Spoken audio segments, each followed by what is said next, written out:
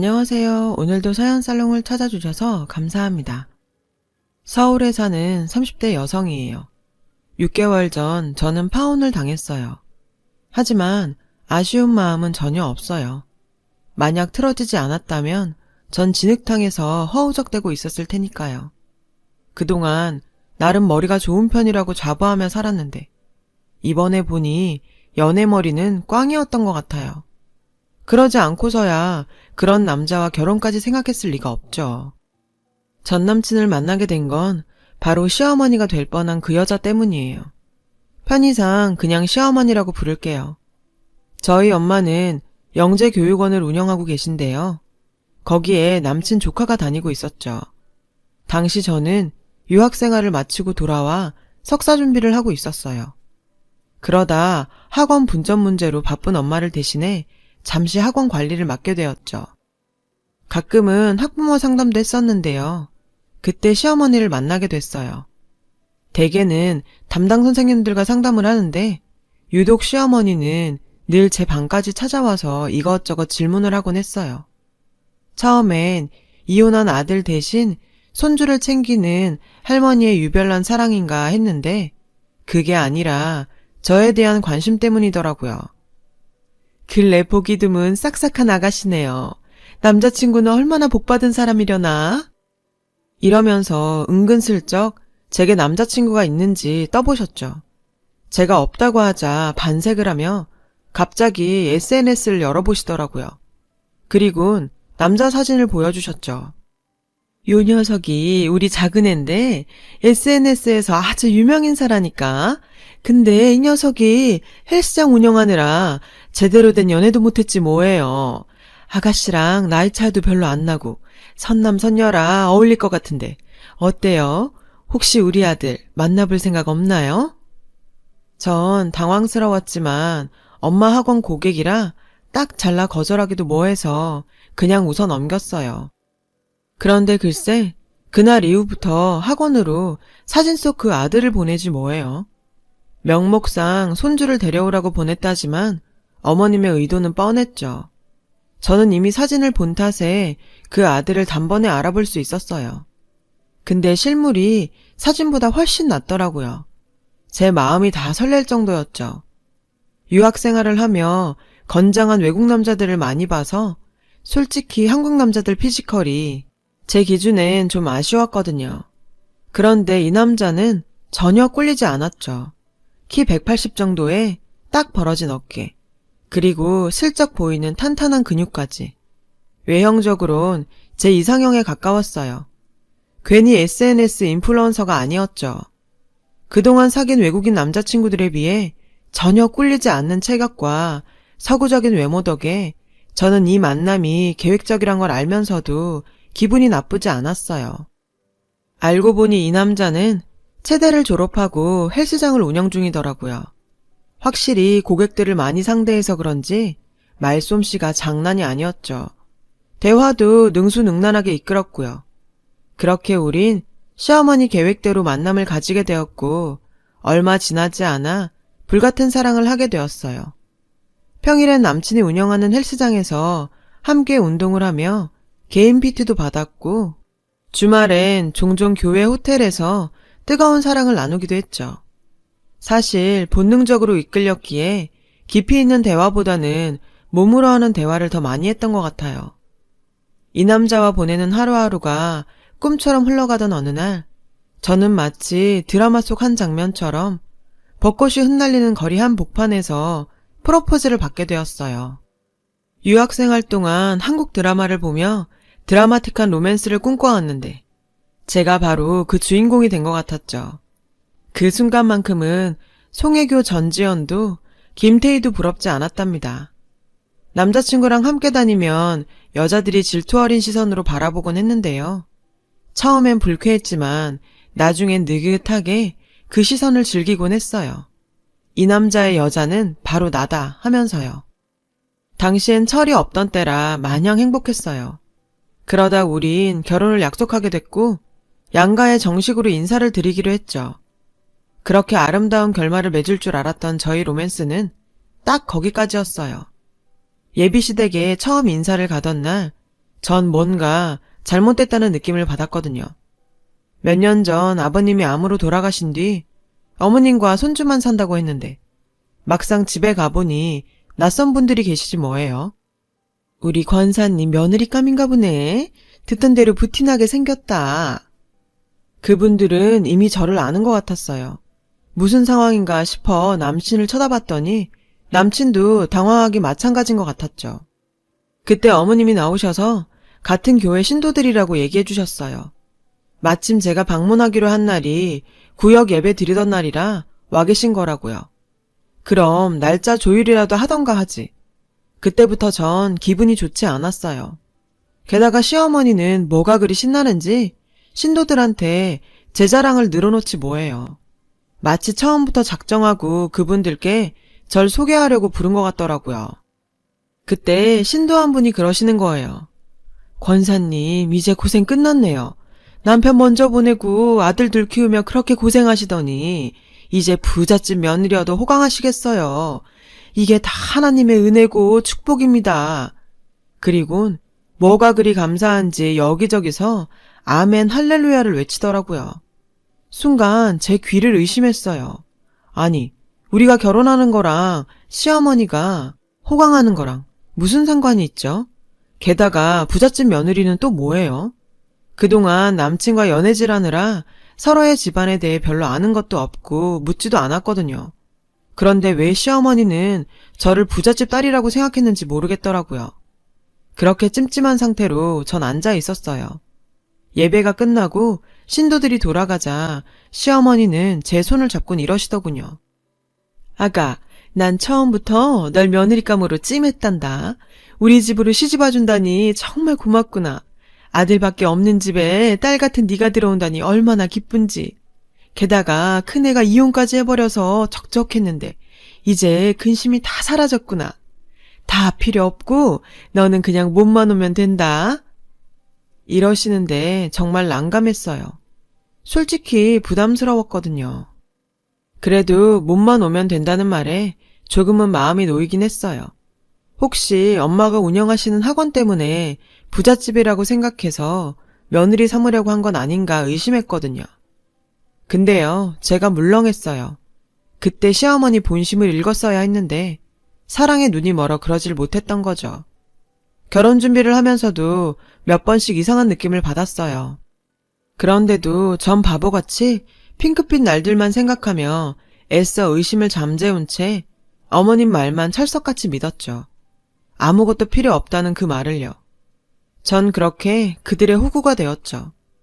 저희 부모님은 욕심이 없는 분들이라서 저보다 학벌이 딸리는 남친도 형편이 그리 넉넉하지 않은 시댁도 다 이해해 주셨어요.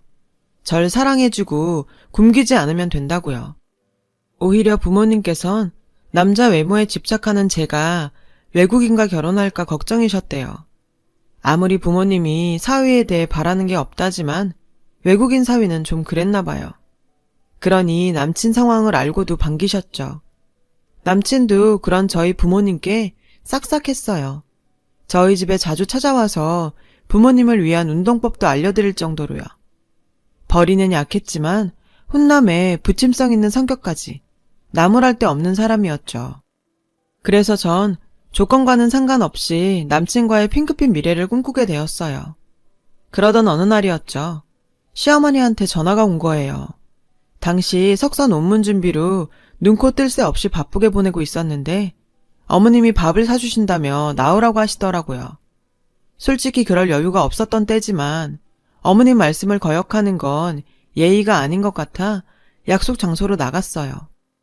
식사를 하며 얘기를 나누는데 어머님이 제 눈치를 보시며 이러시더라고요. 아가, 나는 그냥 내가 몸만 오면 된다고 생각하는데 교회 사람들이 그래도 그건 아니라면서 다들 펄쩍 뛰더구나.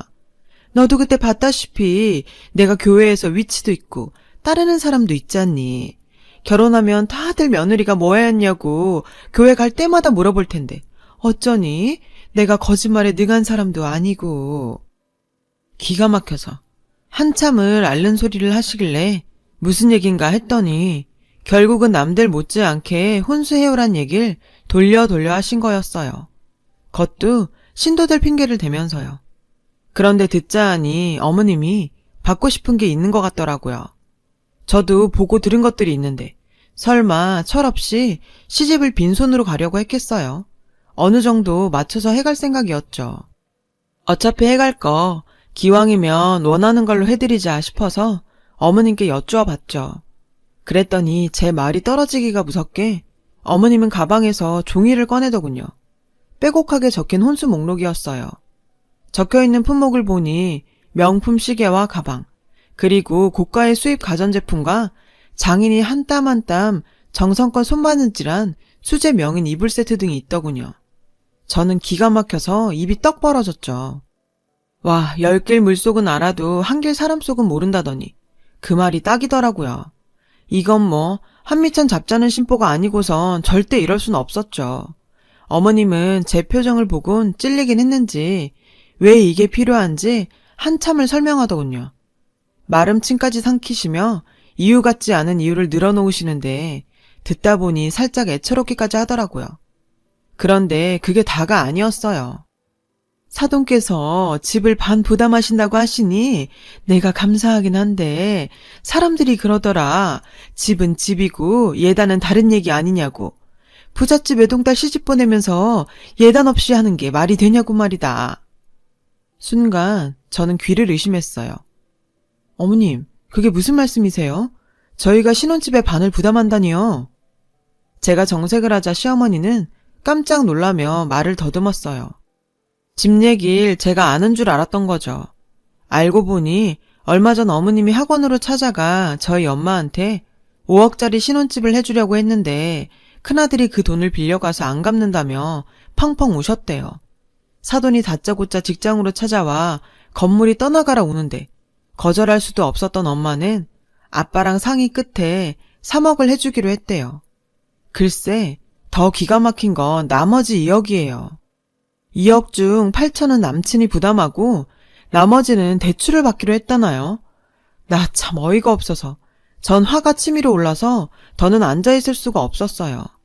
그 길로 어머님께 인사도 않고 식당을 나왔어요. 그리고 엄마한테 전화했죠. 그랬더니 엄마는 어차피 당신들 죽으면 저한테 돌아갈 재산 미리 준 셈 치자더군요. 아니, 그래도 이건 아니죠. 그럼 부모 등골 빼서 결혼하는 거랑 뭐가 달라요? 게다가 이런 중요한 일을 저만 쏙 빼놓곤 마음 약한 부모님을 찾아가서 버렸다고 생각하니 참을 수가 없었어요. 시어머니가 보기엔 우리 집이 꽤 대단한 부자처럼 보였는지 모르겠는데요. 겉보기만 그렇지 실상은 아니거든요. 엄마가 학원 분점을 내시느라 사실 빚이 많아요. 아빠도 곧 퇴직하실 거라 얼마 뒤면 퇴직금 외에 더 이상 벌이도 없고요. 물론 시댁보다는 나은 형편이지만 그렇다고 딸 자식이 부모 노후자금까지 깨면서 시집갈 수는 없잖아요. 무엇보다 우린 시댁에 바라는 게 없는데 어머님은 왜 그렇게 바라는 게 많은지. 가만 보면 시어머니는 동정심에 호소해 본인이 원하는 걸 어떻게든 얻어내는 영악한 분인 것 같았어요. 전 너무 화가 나서 남친한테 전화해 이 사실을 알고 있었냐고 물었죠. 그랬더니 알고 있었대요. 그런데 자기야, 그럼 자긴 예단비 1억 얘기도 모르는 거야? 헐, 시어머니가 신혼집 3억에 예단비 1억까지 요구했던 거 있죠? 칼만 안 들었지 강도가 따로 없었어요. 더 이상 화낼 기운도 없더라고요. 머리가 터져 나갈 것 같았거든요. 뭐냐? 그럼 집도 우리 집에서 하고 예단비도 1억이나 받아먹겠다? 그럼 자기는 우리한테 뭘 해줄 건데? 어머님 정말 해도 해도 너무하시네. 이참에 팔자라도 고치겠다는 거야 뭐야? 자기야, 똑똑히 듣고 어머님한테 전해. 우리 집에선 아무것도 안 해줄 거야. 10원짜리 한 장도 바라지 마. 알았어? 전 제 말만 하고 전화를 끊어버렸어요. 전 남친이 다시 전화해 어머님은 자기가 책임지고 설득하겠다고 할 줄 알았죠. 그럼 못 이기는 척 남친을 받아주고 어머님한테 한 방 먹이려고요. 당신 아들도 내 편이란 걸 보여주면서요. 그런데 그건 제 오산이었어요. 이후로 남친은 연락하지 않았거든요. 처음엔 어머님과 크게 다투고 마음이 안 좋아서 연락 못하나 했어요. 그러다 그날 제 말을 끝내는 걸로 알아들은 건가 걱정이 됐죠. 결국 전 남친의 SNS를 열어봤어요. 어떻게 지내는지 훔쳐보려고요. 그런데 약간 싸한 기분이 들더라고요. 저와는 달리 남친은 너무 멀쩡했거든요. 그래서 전 남친 헬스장으로 찾아갔어요. 그런데 거기서 못 볼 걸 보고 말았죠. 남친과 시어머니가 웬 여자랑 있더군요. 딱 봐도 남친보다 8살은 더 들어 보이는 여자였어요. 그런데 세 사람이 꽤 다정해 보이는 거예요. 왠지 감이 좋지 않았죠. 그래서 세 사람의 대화를 엿들었어요. 그런데 그 여자랑 남친이 곧 결혼을 한다지 뭐예요? 너무 기가 막혀서 말도 안 나오더라고요. 가만히 있을 수 없어서 그들 앞으로 갔어요. 절 보자 시어머니는 귀신이라도 본 듯 깜짝 놀라며 남친과 여자를 내보냈어요. 자기랑 얘기하자고요. 그러더니 표독스런 표정으로 일방적으로 파혼 선언할 땐 언제고 뻔뻔스럽게 어딜 찾아와? 파혼이라뇨? 제가 언제요? 전 그런 말 한 적 없어요. 어머님은 제 말은 듣지도 않고 자기 말만 이어갔어요. 자기 아들은 우리 집보다 훨씬 부잣집에 장가가게 됐으니 이쯤에서 빠지라고요. 괜히 자기 아들 마음 흔들지 말라나요?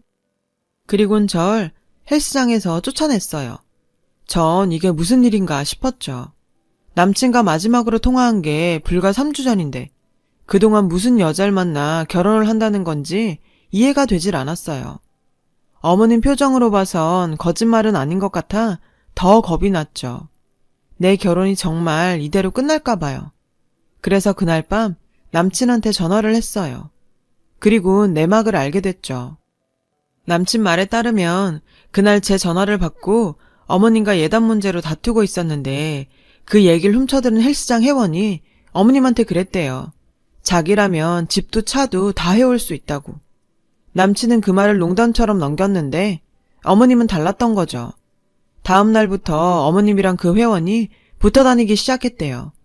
제가 왜 그걸 가만 보고 있었냐고 했더니 안 그래도 요즘 회원이 줄어서 걱정인데 혹시 싫은 소리 했다가 그만두겠다고 하면 어쩌나 해서 놔뒀다나요? 말이 돼요? 그깟 돈 몇 푼에 절절매다 엄한 여자랑 결혼까지 한다는 게? 근데 알고 보니 그 여자는 오래전부터 남친을 짝사랑해온 여자더래요. 돈도 많으면서 남친네 싸구려 헬스장을 다니는 것도 남친 보려고 그러는 거고요. 그 다음 수순은 알다시피 똑같았어요. 시어머니가 저한테 했듯 남친과 그 여자 사이에 다리를 놓은 거죠. 처음엔 어머님 뜻을 어길 수 없어서 몇 번 만났는데 싹싹하고 괜찮더라나요. 자기를 많이 사랑했지만 난 엄마 뜻을 어길 순 없어. 우리 엄마 남편 먼저 보내고 우리 형제 키우느라 정말 고생 많으셨거든. 그런 엄마 가슴에 어떻게 못을 박아? 자기한테 미안하지만 난 그런 엄마 뜻에 따르고 싶어. 다행히 지금 그 사람은 엄마 마음에도 쏙 든다고 하고. 그러니까 자기가 이해해줘. 전화를 끊고 보니 확실해지더군요. 그동안 내가 만나온 이 남자는 세상 둘도 없는 마마보이였다는 사실이요. 순간 기운이 쭉 빠졌어요. 그간 허수아비랑 연애를 했나 싶더군요. 그렇게 전 파혼 아닌 파혼을 당했고 한동안 방 안에 처박혀 지냈어요. 혼자 똑똑한 척 하다가 된통 당한 터라 자존심에도 엄청난 상처를 입었죠. 처음 며칠은 제 자신을 탓했어요. 그날 욱하는 마음에 그렇게 화만 내지 않았다면 파혼 따윈 당하지 않았을 텐데. 엄마 말대로 어차피 나중에 내가 받을 유산 좀 일찍 받는다 생각하면 그만인데 이 모든 게 다 제 탓 같았어요. 그런데 아니더라고요. 여느 날과 같이 전 방에 틀어박혀 울다 잠들기를 반복하고 있었어요. 갑자기 휴대폰이 울렸죠. 잠결에 받아보니 한솔이 엄마라고 하더군요. 순간 잠이 확 깼어요. 한솔이는 남친의 조카거든요. 한솔이 어머님이요? 그럼 상준씨 형수님이신가요? 제 말에 한솔 엄마는 잠시 말이 없더군요. 그이가 그래요? 제가 자기 형수라고? 아니요, 저 그 사람 아내예요. 전 잠결에 받은 전화라 제가 잘못 들은 줄 알았어요. 그런데 맞더라고요, 내 남친의 아내가. 별거 중이긴 하지만 서류상으론 아직 우리 부부예요. 그래서 말인데요, 선생님이 절 좀 도와주시면 안 될까요? 부탁드려요. 전 전화를 끊고 한솔 엄마를 만나러 갔어요. 그리고 한솔 엄마를 통해 지금껏 제가 모르고 있었던 엄청난 사실을 알게 됐죠. 두 얼굴의 남친에 대해서요. 한솔이를 통해 선생님과 제 남편 얘긴 들었어요. 솔직히 놀랍지도 않네요. 한두 번 있었던 일도 아니니까. 그 사람 상습범이에요. 혼인빙자 사기. 우리 한솔이가 자기 형 아들이라고 했다면서요? 미친 새끼. 그 사람 형제 없어요. 외아들이에요. 그 엄마의 그 아들이라고 모자가 아주 똑같이 쓰레기라고요. 엄마가 먹잇감 찾고 아들이 몸으로 꼬시고 솔직히 저도 그렇게 걸려서 결혼까지 했어요. 저도 선생님처럼 혼수며 예단비 감당 못하겠다고 했더니 팽 하려는 거 한 소리 생기는 바람에 결혼까지 하게 됐고요. 같이 산 건 한 2년 되나? 결혼하고도 집벌은 남 못 주고 모자가 혼인빙자 사기를 치고 다녀서 참다 못해 집 나왔어요. 이혼을 하고 싶었지만 친권을 뺏길까봐 못하고 있었다고 하더군요. 한 소리를 통해 이번 일을 듣고 제 도움을 받을 수 있을까 해서 왔다고요. 남친을 혼인빙자로 고소해달라더군요. 한솔이 엄마를 만나고 온 그날 전 부모님께 모든 사실을 털어놨어요. 엄마는 어떻게 사람이 그럴 수 있냐며 펑펑 우셨고 아빠는 당장 달려갈 기세로 화를 내셨죠. 결국 전 부모님의 도움을 받아 변호사를 선임했고 남친과 그의 엄마를 혼인빙자 사기죄로 고소했어요. 다행인지 불행인지 그동안 시어머니가 저 몰래 엄마한테 야금야금 돈을 뜯어갔는데 그것도 포함해서 소장에 올렸죠. 변호사 말이 상대한테 뜯긴 물품이나 금전이 있으면 적은 금액이라고 해도 상세히 모두 적으라고 하더군요. 그래야 처벌 수위가 높아진다고요. 엄마는 A4 용지를 꺼내놓곤 그간 시어머니한테 떼인 한솔이 학원비며 명품 액세서리 등을 하나하나 기입해 나갔어요. 구질구질하게 많이도 뜯어갔더라고요. 근데 전 이 정도로는 화가 안 풀렸어요. 그래서 빅엿을 먹이러 남친 집으로 찾아갔죠. 매달 3번째 수요일 집에서 구역 예배를 드린다는 걸 알고 있었거든요.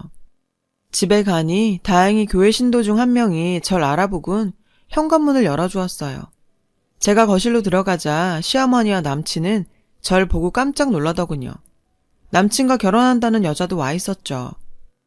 어머, 어머님, 또 이 짓거리를 하세요? 신도들 앞에서 부잣집 며느리 자랑질하려고요? 근데 어쩌죠? 겉도 모르고 전 예비 며느리가 눈치 없이 찾아와서. 참, 한솔이 아빠는 잘 있나요? 얘기만 들었지 한 번도 본 적이 없네요. 신도님들은 이대 큰아들 본 적 있으세요? 없으시죠? 당연하죠. 애초에 아들은 하나뿐이니까. 제 말에 어머님은 사색이 돼선 제 팔을 끄집어 잡았어요. 상준아 뭐해? 얘 좀 데리고 나가라. 남친이 제 팔을 잡으려길래 전 뿌리치며 말했죠. 놔라. 안 그럼 경찰 부른다. 인간아, 아무리 돈이 좋아도 그렇지 지 아들 조카라고 속이고 싶니? 한솔이가 불쌍하지도 않아?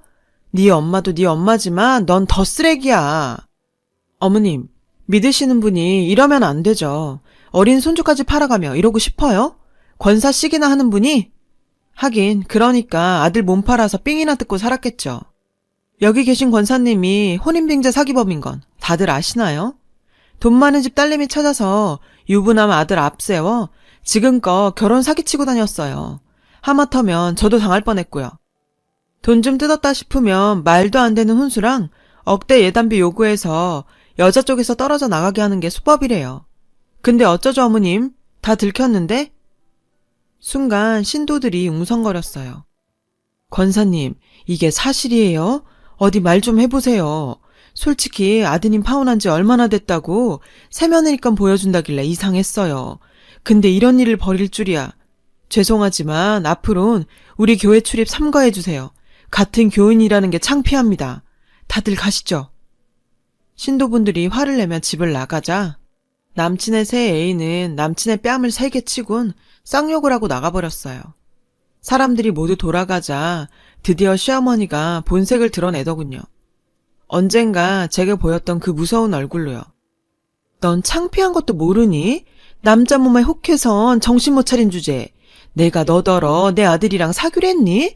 네가 좋아 사귄 거 아니야. 그래놓고 이제 와서 뭔 개소리야. 더 험한 꼴 당하기 전에 입 닥치고 당장 내 집에서 나가. 안 그럼 니네 학교에 나체 사진 쫙 깔릴 테니까. 어디 하룻강아지 법무사인 줄 모르고 까불어?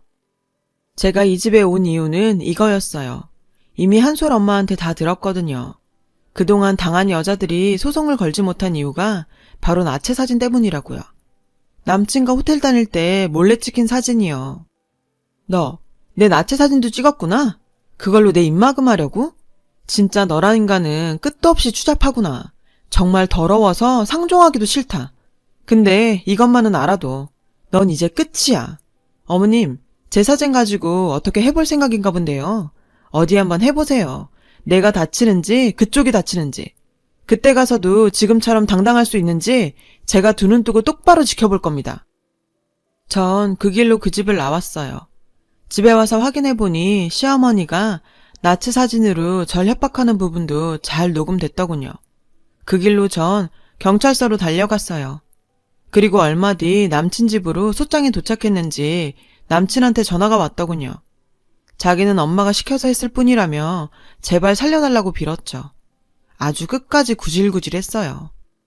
전 소송 취하할 생각도 없고 니깟 놈이 죽든 살든 관심 없으니까 니 잘난 엄마랑 상의하라고 하곤 전화를 끊어버렸어요. 그런데 몇 시간 뒤 어머님한테 전화가 왔더라고요. 아들이 헬스장 때문에 돈이 필요해 자기를 사기에 끌어들인 거라고요. 자기도 피해자라나요? 기가 막혀서 웃음만 나더라고요. 그래서 한마디 해줬어요. 이봐요 아줌마. 콩 심은 데선 콩 나고요. 팥 심은 데선 팥만 나와요. 대개 아들이 누굴 닮았겠어요? 그러니 아줌마 업보다 생각하시고 끌어안으세요. 아셨어요? 그 뒤로도 몇 번 더 전화가 왔지만 그때마다 쌍욕을 바가지로 해줬더니 더 이상은 귀찮게 안 하더라고요. 언젠가 지나가다 보니 남친 헬스장은 문을 닫았더라고요. 이미 동네에 소문이 나서 회원도 다 떨어졌다더군요. 남친의 SNS는 욕으로 초토화됐고 거기엔 외국인들도 욕을 달았더군요. 아주 국제적 망신이죠. 현재 전 모자와 소송 중이에요. 혼인빙자 사기와 불법 도찰, 협박으로요. 재판 결과는 아직 나오지 않았지만 워낙 증거가 확실해서 당연히 승소할 거라고 하더라고요. 한솔이 엄마는 친권과 양육권 모두 받아내고 이혼을 했어요. 고맙다며 엄마 학원으로 인사를 왔는데 우린 보자마자 끌어안고 엉엉 울었죠. 서로 고마워하면서요. 결국 전 논문 심사를 포기했어요. 이 정신에 논문을 쓰는 건 무리더라고요. 그래서 잠시 여행을 할 생각이에요. 잠시나마 일상을 떠나 머리를 식히고 싶거든요. 반성도 하고요. 겉모습에만 혹했던 제 자신도 반성하고 황폐해진 제 내면도 가꿔볼까 해요. 하루아침에 바뀌진 않겠지만 노력하면 적어도 오늘보다는 조금 더 나은 사람이 될 수 있을 거라 믿거든요. 지금까지 제 사연을 들어주셔서 감사드려요.